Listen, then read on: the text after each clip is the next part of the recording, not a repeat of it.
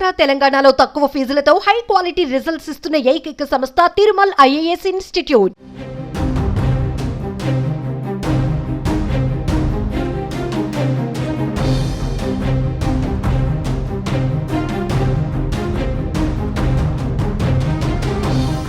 తెలంగాణలో మరో ఘోరం చోటు చేసుకుంది.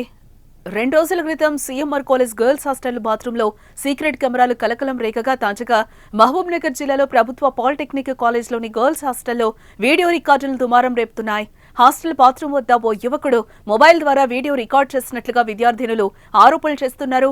ఈ వ్యవహారంపై విచారణ జరిపి చర్యలు తీసుకోవాలని హాస్టల్ ముందు స్టూడెంట్స్ ఆందోళన చేపట్టారు. వీడియోలు తీసిన వారిని కఠినంగా శిక్షించాలని డిమాండ్ చేస్తున్నారు.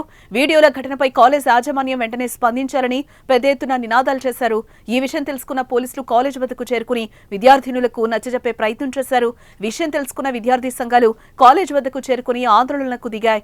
మరోవైపు కాలేజ్లో చదువుతున్న విద్యార్థులు మాట్లాడుతూ ఇలా జరగడం రెండోసారి, ఇంతకు ముందు కూడా ఒకసారి ఇలా జరిగిందని చెప్తున్నారు.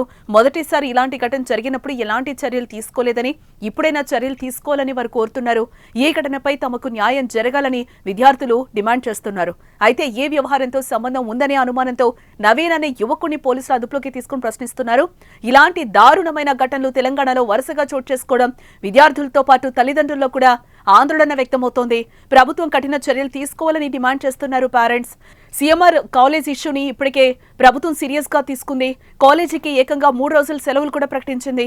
సీక్రెట్ కెమెరాల వ్యవహారంలో పోలీసులు ఇప్పటికే 5 అనుమానితులను అదుపులోకి తీసుకుని విచారిస్తున్నారు. అయితే ఈ ఘటనపై ప్రత్యేక కమిటీని ఏర్పాటు చేయాలని ప్రభుత్వం నిర్ణయించినట్లుగా తెలుస్తోంది. కమిటీ ఇచ్చే నివేదిక ఆధారంగా మల్లారెడ్డి కాలేజ్ పై యాక్షన్ తీసుకోనున్నట్లుగా తెలుస్తోంది. అవసరమైతే కాలేజ్ ని సీజ్ చేసే అవకాశం కూడా ఉందన్న చర్చ సాగుతోంది.